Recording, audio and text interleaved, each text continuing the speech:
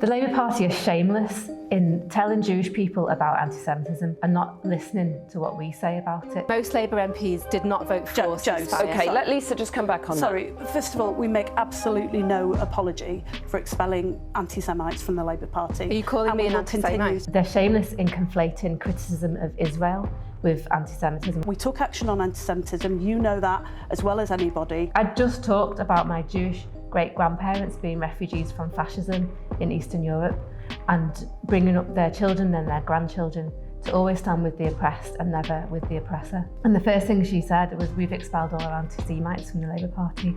You couldn't get more blatant example of hostility towards a Jewish person. Across the country, hundreds of Labour Party members have been suspended, supposedly to stamp out anti-Semitism. But behind the media spin, it turns out many of them are actually Jewish activists, purged for supporting Palestine. It was a wholesale lie. My mum, Rica, said, which branch are you from? Not where in Israel are you from, which is what was broadcast on the Panorama show. And for that lie to be told about my mum, my lovely mum, and for that lie to be also pivotal in turning the last general election, for Labour to be claiming that there's anti-Semitism right here in the room, when there was not. There was two beautiful Jewish women in the room, and one of them was making conversation and being friendly from the heart. Declassified went to the Wirral, across the water from Liverpool, to meet Jewish activists expelled by Labour. No longer wanted by Keir Starmer, they are now supporting the Green Party. Thank you. All right. Cheers. Bye. See you now. Good to see you. Yeah, well you too. Good luck. Thank you so Good luck. much. You've got my vote. Yeah, cheers. All right, bye-bye. Joe is running to be MP for Birkenhead against Labour's incumbent Alison McGovern.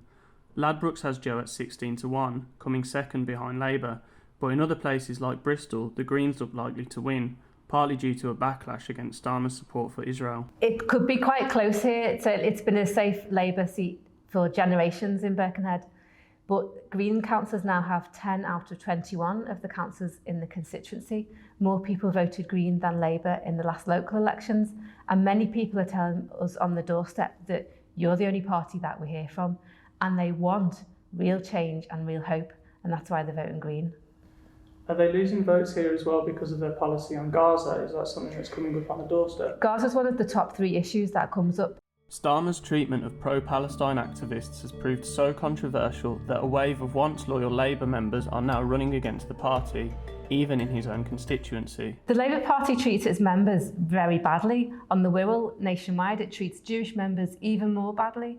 We're much more likely to be expelled or suspended for talking about the racism we face or for criticising Israel. And there's so much to criticise. There's a plausible genocide been happening for months now in Gaza, and the Labour Party haven't called for a ceasefire. On Wirral Council, they even voted against ceasefire. There's 140 other members of the United Nations who've got no problem with recognising the state of Palestine. No problem whatsoever. So, you know, I'm in a country which is completely and utterly on the wrong side of history. I joined the Labour Party in 2015 when it stood for the many, and I became a Labour councillor in 2018. And for a while it was all good. And then I was accused of breaking the Labour Party rules for speaking for justice and for talking about the anti-Jewish racism that I face. I was suspended twice, and eventually they changed the rules and applied them retrospectively, and I was expelled in 2021. The Labour Party more and more is very authoritarian. Members, councillors, MPs, they have to follow the party whip or they get sanctioned, like removed from office or removed as candidates. And only the Green Party has been consistently for the environment and for people. Labour are continuing to support arms sales from Britain, whereas the Green Party, from the get-go, we called for an immediate bilateral ceasefire. We called for all the hostages to be released and for negotiations for a long-term peace. And we're also calling for an end to the arms trade with Israel. Joe's mum feels Britain has a special responsibility for what's happening now in Gaza, due to its colonial role in the region that paved the way for Palestine's partition, a history that's rarely acknowledged by the media. When I was in the old city of Jerusalem a few years ago and wanted to post something home, I left the old city and went onto Jaffa Street and went to the post office and thinking, why is this 1930s English architectural post office building in the middle of this Near East, I'd call it Western Asian country. It just struck me very, very much, to say nothing of the way the Israeli army, to start with, adopted all sorts of rules and regulations and procedures for recruiting soldiers and how you engage in conflict.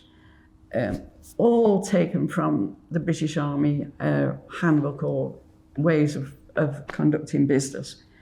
And it's become much, much worse. The military side of it, and the Israeli army has certainly gone along its own path, but further on from a development that was first laid down by the British Mandate. The Green Party's deputy leader, Zach Polanski, has stood out from many other politicians in his willingness to call out the pro-Israel lobby rather than suspend candidates like Joe. It's really important as a Jewish person, I'm really clear that there's a big difference between those who are anti-Semitic, which can never be tolerated, and those who criticise Israel, which we all need to do right now. So every country has its own way of influencing the politics of other countries, and Israel is no exception to that. It's no coincidence also that allegations of anti-Semitism have come against Green parliamentary candidates right on the cusp of the general election, and when they're dragging up posts from social media from 5-10 years ago, the Green Party will look at every single case on its own merits. And anti-Semitism is a very serious allegation to make. Anti-Semitism is what drove my great-grandparents out of Europe. Anti-Semitism is what drove the Holocaust, and we need to treat it very seriously and not bandy it about as a kind of frivolous accusation, a social media post that could be interpreted more than one way, or a criticism of Israel. Legitimate criticism is then called anti-Semitic, and it's really not okay to be treating anti-Semitism in that way, nor is it okay to be elevating anti-Semitism above all other forms of racism like Islamophobia. We should be dealing with genuine cases of racism, all kinds of racism, in the same way, and giving them equal weighting and priority. Many on the left who feel let down by Labour may vote for the Green Party this time, but some are concerned by its support for NATO, especially during the disastrous war in Ukraine. So throughout the manifesto, we put climate first and people first, and including in foreign policy, we're putting cooperation and diplomacy first comes before any kind of military action. The Green Party are very clearly calling for non-proliferation of nuclear weapons and would seek to cancel the Trident programme, for example. The Green position on NATO is to work together with other countries in NATO to have a no first use of nuclear weapons and to put diplomacy first and cooperation first. However, my personal view is that NATO has been a consistent force for destruction, both of people and of planet, and it's not a policy that I support. With Starmer and the Conservatives holding identical positions on many key issues, a party that allows a range of views on foreign policy is increasingly rare in British politics and could entice some voters.